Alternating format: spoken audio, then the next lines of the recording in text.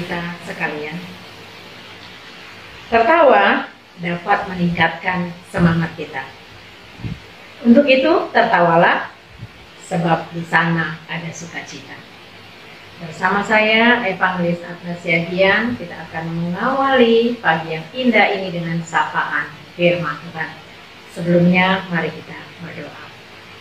Bapa Surgawi, kami mengucap syukur dan terima kasih ya Bapa atas pertolongan Tuhan. Kami bisa mengenal dan memahami kebenaran firman Tuhan. Roh Kudus-Mu menolong kami di dalam nama anak-Mu Tuhan Yesus Kristus. Amin. Bapak Ibu jemaat yang kekasih dalam nama Tuhan kita Yesus Kristus, ayat renungan kita pada pagi hari ini diambil dari kitab Yesaya 45 ayatnya yang ke-22. Begini firman Tuhan. Berpalinglah kepadaku dan biarkanlah dirimu diselamatkan, hai ujung-ujung bumi, sebab Akulah Allah dan tidak ada yang lain. Demikian firman Tuhan kita pada pagi hari ini.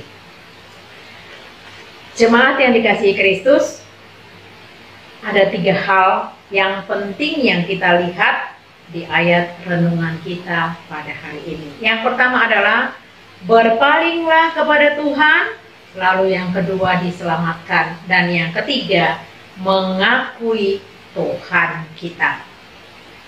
Dikatakan berpalinglah kepadaku artinya hanya tinggal berpaling. Memalingkan wajah kepada siapa? Kepada Tuhan Yesus. Tidak perlu harus bersusah payah. Tidak perlu kita harus membayar. Setiap orang boleh berpaling. Tidaklah harus menjadi orang hebat. Hanya untuk berpaling saja, tidak perlu harus sempurna. Bahkan orang-orang yang berdosa sekalipun atau yang hina sekalipun, dia datang dan berpaling kepada Tuhan. Lalu yang kedua dikatakan, biarkanlah dirimu diselamatkan. Yohanes 3 ayat 16 mengatakan, karena begitu besar kasih Allah akan dunia ini sehingga diberikannya anaknya yang tunggal, supaya setiap orang yang percaya kepadanya tidak binasa, melainkan beroleh hidup yang kekal. Yesus Kristus menyelamatkan kita dari belenggu dosa dengan kematiannya di kayu salib, yang merupakan lambang kasih Allah kepada manusia ciptaannya. Sebanyak apapun dosa kita sudah diampuni oleh Tuhan. Maukah kita diselamatkan? Inilah seruan Tuhan bagi umat yang dikasihinya. Ini masih tetap berlaku sampai sekarang. Bagi umat yang dikasihinya, apalagi menghadapi pandemi COVID-19 yang berdampak kepada perekonomian kita, berdampak kepada masa depan kita, berdampak kepada keluarga, demikian juga dengan pekerjaan, bahkan berdampak kepada keutuhan rumah tangga. Di dalam banyak hal orang mulai meragukan kuasa Allah. Bahkan ada orang yang mulai tawar hati. Saudaraku, ketika iman kita sudah mulai lemah dan tidak percaya lagi dengan arti keselamatan, bahkan mulai mencari Allah-Allah lain, maka itu adalah dosa yang terbesar di hadapan Allah. Sebab Allah itu adalah pencemburu, dia tidak ingin manusia ciptaannya itu binasa. Kesulitan, pencobaan, sakit penyakit, dan kekecewaan yang dialami oleh manusia, kita hanya cukup memandang Yesus, Sang Juru Selamat kita. Pandanglah salibnya yang dipikul oleh Tuhan untuk keselamatan kita. Banyaknya tekanan hidup membuat iman kita menjadi terganggu. Pandanglah Yesus Sang Juru Selamat. Keselamatan menjadi milik kita pada saat kita memandang Yesus. Sebab dia adalah Tuhan yang berkuasa atas segala ciptaannya. maka tidak ada jalan keselamatan yang lain selain melalui Tuhan Yesus Kristus.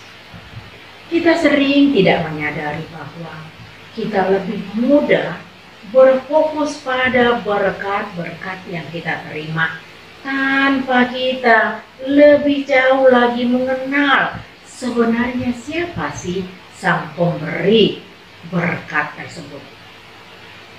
Tuhan Yesus Kristuslah yang memberi berkat itu. Mengapa begitu susahnya orang-orang percaya untuk lebih memusatkan perhatiannya kepada Yesus?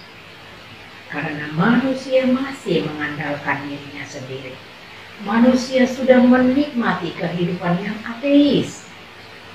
Untuk itu Allah mengundang semua orang, baik yang besar, yang kecil, kaya, tua, untuk datang bertobat dan berbalik kepada Tuhan untuk menerima keselamatan. Di dalam 2 Petrus pasal 3 ayat 9 mengatakan, Tuhan menginginkan pertobatan semua orang. Di zaman sekarang ini, dewa-dewa yang disembah sudah berubah, beralih kepada dewa teknologi, dewa uang, bahkan juga dewa narkotika. Namun kita diingatkan untuk hanya bersandar kepada Tuhan. Pandanglah Yesus yang tidak pernah meninggalkan kita. Kitalah yang selalu melupakan Tuhan dan menganggap bisa melakukan sendiri kehidupan kita. Dia tidak hanya Tuhan yang maha hadir, omnipresent, yang selalu menyambut orang yang datang kepadanya, tetapi Tuhan sendiri yang datang kepada kita, yang memanggil dan mengulurkan tangannya untuk mengangkat kita dari keterpurukan kita. Uluran tangan Tuhan itulah yang menyelamatkan kita. Persoalannya adalah apakah kita mau memberikan diri kita untuk diselamatkan? Ketika Tuhan memanggil kita dan hendak menyelamatkan kita, mungkin kita masih setengah hati, masih belum sungguh-sungguh mau datang kepada Tuhan. Keengganan manusia untuk diselamatkan bisa jadi karena dirinya masih terikat oleh berbagai-bagai alasan dunia. Padahal nikmat yang ditawarkan oleh dunia itu tidak abadi. Kehidupan yang abadi yang ditawarkan oleh Tuhan, yaitu keselamatan selama-lamanya, itulah sebenarnya keselamatan yang harus kita cari dan yang harus kita pegang erat-erat untuk kita benar-benar sampai kepada kehidupan yang kekal. Amin. Mari kita berdoa. Bapa yang kudus, terima kasih kami mengerti tentang keselamatan.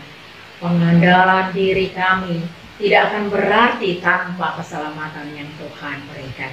Oleh karena itu ya Bapa, dengan pertolongan Roh Kudus, kami boleh Tuhan memahami kehendak Tuhan, keselamatan yang Tuhan berikan, salib yang Tuhan berikan untuk keselamatan manusia. Itulah Bapa yang menjadi sandaran kami. Di dalam nama Tuhan Yesus Kristus kami berdoa. Amin. Kasih karunia dari Tuhan Yesus Kristus, kasih dari Allah Bapa dan pertolongan dari Roh Kudus, itulah yang memberkati kita hari ini sampai selama-lamanya. Amin. Selamat beraktivitas, Tuhan Yesus memberkati.